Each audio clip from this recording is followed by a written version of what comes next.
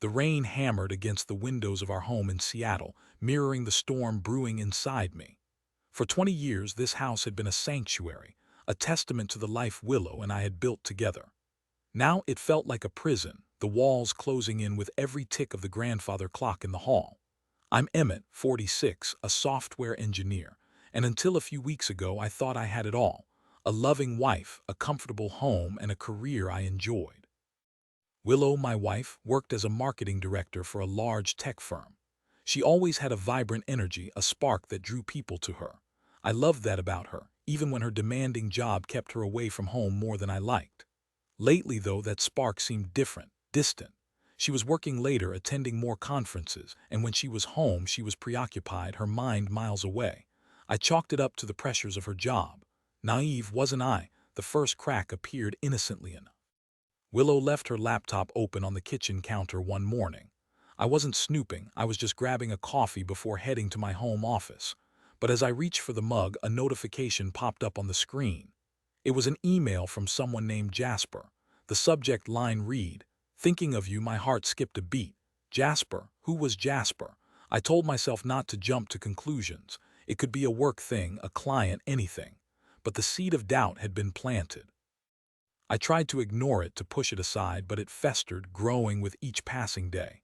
I found myself watching Willow more closely, noticing the way she smiled at her phone, the secretive whispers she had when she thought I wasn't listening. One evening, Willow said she had to attend a last-minute dinner with a client in downtown Seattle. "It's really important, Em," she said, her eyes pleading. "I wouldn't go if it wasn't."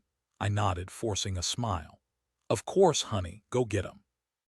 But as she drove away, a wave of unease washed over me. I couldn't shake the feeling that something was terribly wrong. I spent the evening pacing, trying to distract myself with work, but my mind kept drifting back to Willow, to Jasper, to the nagging suspicion that I was being played. Finally, I couldn't take it anymore.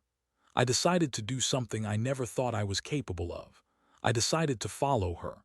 I waited an hour, then slipped out of the house and got into my car. I drove to the restaurant Willow had mentioned, a fancy Italian place in Belltown. I parked across the street and watched, my heart pounding in my chest. 30 minutes later, I saw her. She arrived not with a client but with a man, Jasper. It was him. I recognized him from his LinkedIn profile, a handsome, younger colleague from her office. They walked into the restaurant, laughing, their hands brushing against each other. I sat there, stunned, my world crumbling around me. I wanted to rush in, to confront them, to scream, but I couldn't move. I was paralyzed by disbelief, by betrayal, by the sheer horror of what I was witnessing. I sat there for hours, watching them through the window.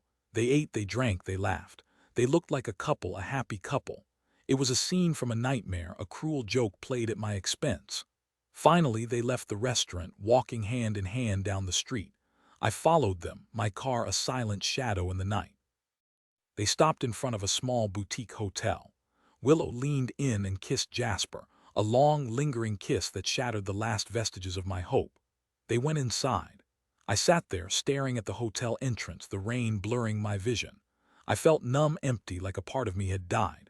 I drove home in a daze, the rain washing over the windshield, but unable to cleanse the filth I felt inside. I went into the house, walked into our bedroom, and stared at the bed we had shared for so many years. It felt tainted, defiled. I couldn't stay there. I grabbed a blanket and a pillow and went to sleep on the couch. The next morning, Willow came home, her face flushed, her eyes bright. She acted like nothing had happened. "How was the dinner?" I asked, my voice flat. She smiled. "It was great. The client loved our proposal." I stared at her, my heart aching with a pain I had never known. "You're lying," I said. Her smile faltered. "What are you talking about?" "I know about Jasper," I said. "I saw you last night, at the restaurant, at the hotel." Her face drained of color. She opened her mouth to speak, but no words came out. How did you know?" she finally stammered. "It doesn't matter," I said. "What matters is that you betrayed me, you lied to me, you destroyed everything we had." Tears streamed down her face. "Emmett, I'm so sorry," she sobbed. "It just happened. I didn't mean for it to go this far." "It just happened," I repeated, my voice rising. "You spent the night with another man. How can you say it just happened?" "I was lonely," she cried. "You were always working, you never paid attention to me." "That's a lie," I shouted. I always loved you, I always supported you, I gave you everything you ever wanted. I know, she wailed. I'm a terrible person, please forgive me. I looked at her, at the woman I had loved for half my life, and I felt nothing but disgust. I can't, I said. I can't forgive you, I'm done. I walked out of the house, leaving her there, sobbing, surrounded by the wreckage of our shattered life. I spent the next few weeks in a haze of anger and grief. I moved into a small apartment downtown, a sterile, impersonal space that reflected the emptiness inside me. I threw myself into my work, burying myself in code, trying to forget the pain. But it was no use. Every time I closed my eyes, I saw Willow and Jasper, laughing, kissing, betraying me. I confided in my friend Tobias, a divorce lawyer. He helped me navigate the legal complexities, the endless paperwork, the agonizing decisions. He was a rock, a voice of reason in the midst of my emotional turmoil. You deserve better, Emmett, he said. Don't let her drag you down. As the divorce proceedings dragged on, I learned more about Jasper. He was a notorious womanizer, a serial cheater who had left a trail of broken hearts in his wake. He had a reputation for preying on vulnerable women, women who were feeling neglected or unappreciated. Willow was just his latest conquest. I confronted Willow with this information. She denied it at first, but when I showed her the evidence, emails, text messages, social media posts, she broke down again. I didn't know, she sobbed. I thought he loved me. He doesn't love anyone, I said. He's a user, a manipulator. He just wanted to get into your pants. As the divorce neared its end, I started to feel a glimmer of hope. The pain was still there, but it was slowly receding, replaced by a sense of resolve. I realized that I couldn't let Willow's betrayal define me. I had to move on, to rebuild my life, to find happiness again.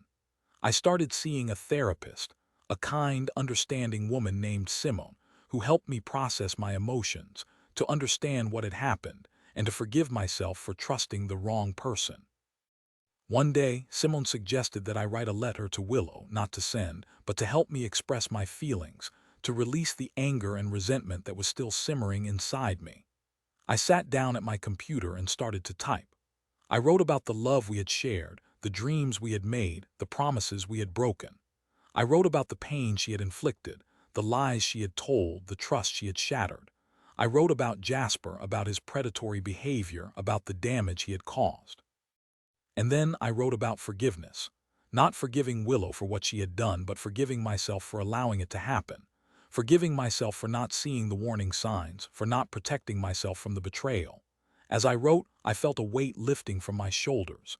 The anger began to dissipate, replaced by a sense of peace. I realized that I couldn't change the past, but I could control the future. I could choose to be bitter and resentful, or I could choose to be happy and fulfilled. I finished the letter, printed it out, and then I did something unexpected. I burned it. I watched as the flames consumed the paper, turning my pain and anger into ashes. It was a symbolic act, a way of letting go, of moving on.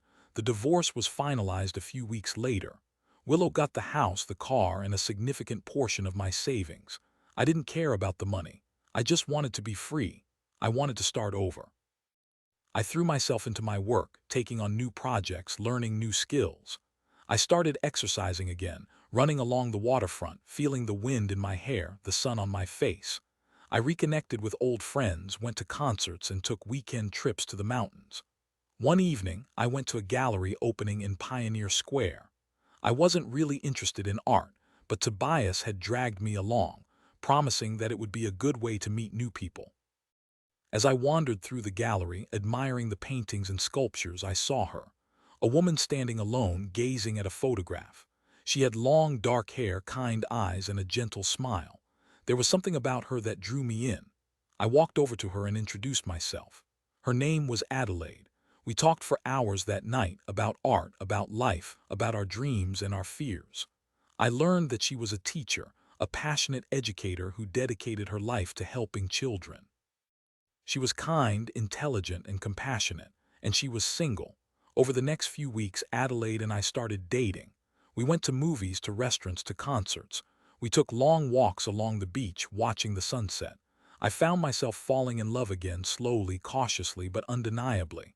Adelaide knew about my past, about Willow, about the betrayal. She listened without judgment, offering comfort and support. She helped me to trust again, to believe in love again.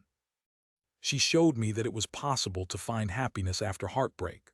One evening, as we were sitting on my balcony, watching the city lights twinkle below, I turned to Adelaide and said, "I love you." She smiled, her eyes sparkling. "I love you too, Emmett," she said. I knew then that I had found my happy ending. Willow's betrayal had been a painful chapter in my life, but it had also been a catalyst for change. It had forced me to reevaluate my priorities, to appreciate what was truly important, and to open my heart to new possibilities. I had lost everything, but in the end, I had gained something even more valuable, a second chance at love. Years later, I heard through mutual friends that Willow's life had taken a turn for the worse. Jasper had moved on to another woman, leaving Willow heartbroken and alone. She had lost her job, her house, and her friends. She was struggling both financially and emotionally. I felt a pang of sympathy for her, but I didn't regret my decision. She had made her choices, and she had to live with the consequences. I had moved on, found happiness, and created a new life for myself. And that was all that mattered. My story is a reminder that even in the darkest of times, there is always hope. Betrayal can be devastating, but it doesn't have to define you. You can rise above it, learn from it, and create a better future for yourself. Don't let the actions of others steal your happiness. Forgive, move on, and never give up on love. It's out there, waiting for you.